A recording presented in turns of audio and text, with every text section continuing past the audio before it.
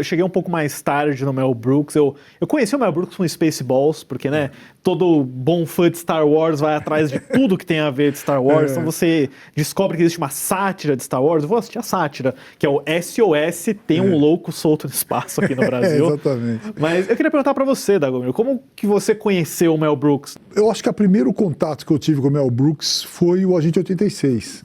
Que foi, eu assisti, fiquei doido com aquilo, porque eu já gostava muito de James Bond e gostava muito do Agente da Uncle, que era uma série que mostrava um outro tipo de espionagem, que era uma espionagem um pouco mais burocrática, era uma coisa mais de escritório e tal. E eu acho que o Agente 86 pegou esse lado, porque é uma série que é muito burocrática também. Ela tem, né, esse negócio de cada um ter um número e tem o escritório, né? Acho que a própria ideia, né, a gente consegue canalizar o que é o Mel Brooks e o que ele viria a fazer depois com o próprio Agente 86, né? Porque ele é uma grande sátira. E logo na abertura, ele já traz isso que você fala da burocracia, que é aquela longa sequência dele passando por corredores infinitos, por portas sem fim, até chegar nessa imagem meio absurda de uma cabine telefônica dentro de um beco para ser levado pro escritório da Controle é o nome da empresa, né? Então, o Agente 86 meio que dita essas regras, né? Ele pega um gênero, aí ele vai ter um olhar muito específico para ele e fazer muita piada contra o humor. E ele tem que lembrar também que foi criado pelo Buck Henry. Buck Henry, que é um grande roteirista, um cara que foi um cara muito rebelde nessa fase do cinema americano. Ele fez coisas muito, muito diferentes, ele não tinha medo de fazer. Então, essa união dos dois deu muito certo.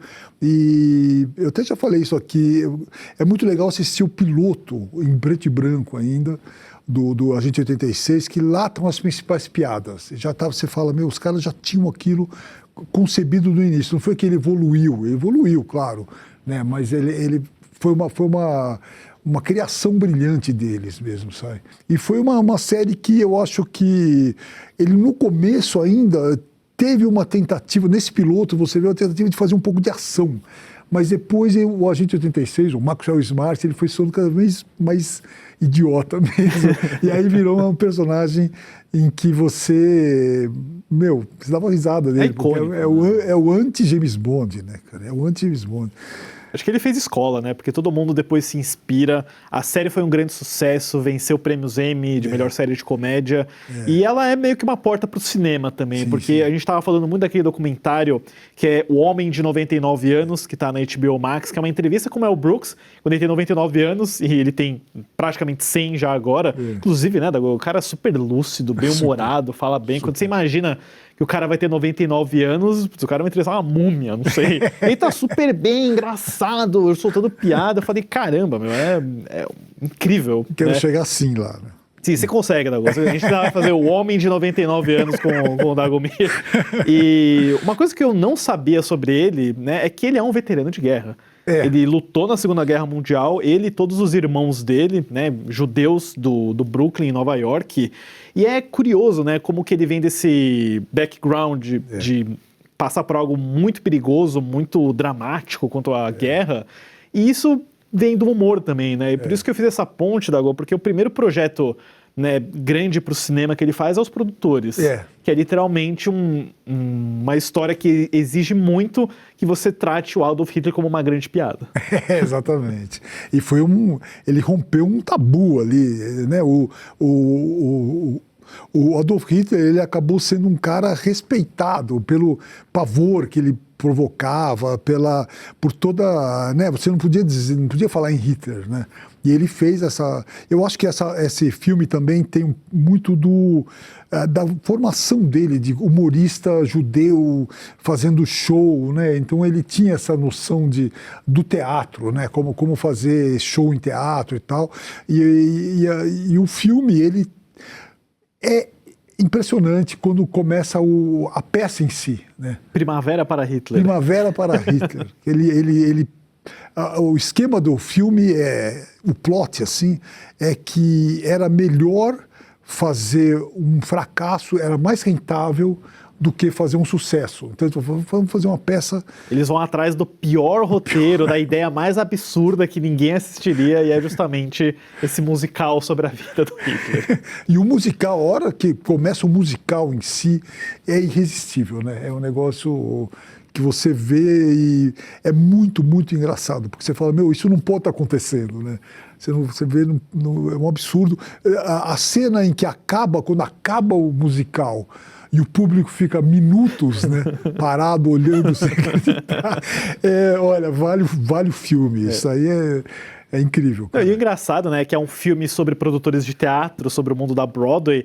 O próprio filme virou uma peça na Broadway, né? Os produtores... Enorme sucesso, né? Sim, o Mel Brooks é um dos únicos EGOTs, né? Ele ganhou o Emmy, o Grammy, o Oscar e o Tony. Ele tem as principais, né, honrarias aí do meio artístico.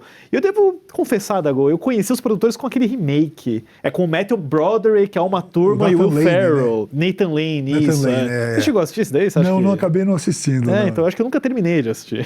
Preciso voltar pro original mesmo, né? Mas é engraçado, os produtores é meio que essa gênese, a semente, né, de falar sobre a arte, e aí cada grande filme que ele faz, ele escolhe um gênero e vira de ponta cabeça, né, mas eu gosto dessa ideia de que um veterano de guerra escolheu olhar, né, para ditaduras, para tiranos e usar o humor como arma, né? Eu acho que essa é a arma que mais ele podia estar se lamentando, né? Ele podia estar, ai, que tristeza que me aconteceu. Não, ele resolveu, ele partia para a briga, né, contra. Eu acho que ele foi assim, ele foi de um jeito que você não pode levar mais o Hitler a sério depois do que você vê aquilo. Sim.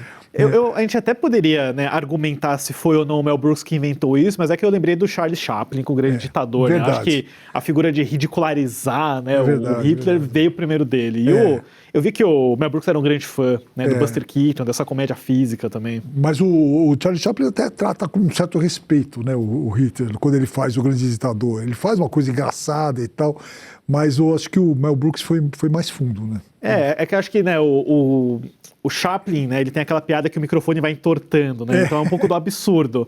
O Mel Brooks é o cara que, tipo, ele abaixa as calças e joga uma torta na cara. Ele leva um passo além nesse sentido. Eu acho assim que a opção dele fazer um musical também acaba com qualquer moral que você pudesse dar para o Terceiro Reich, né? O negócio virar um musical, né, com aquelas figuras tiradas da mitologia alemã, né, de Valhalla, né? Valhalla. Valhalla. Então eu acho que a escolha do musical que ele usaria pelo resto da carreira dele, o musical acaba com as coisas, né? Porque você não leva mais a sério quando você vê um musical gozador como Primavera para Hitler, né? Sim, é verdade. E um dos nomes que também aparece nos produtores, que é meio que um dos grandes aliados do Mel Brooks, é o Gene Wilder. O Gene Wilder foi a estreia dele, né? É o primeiro filme dele? Foi o primeiro dele. Ele fala no documentário isso, que ele não...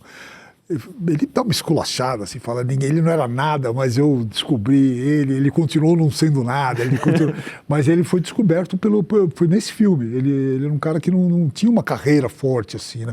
É o Gene Wilder e o Zero Mostel, que é um comediante também judeu, né? Muito famoso, muito conhecido, mas mais tradicional.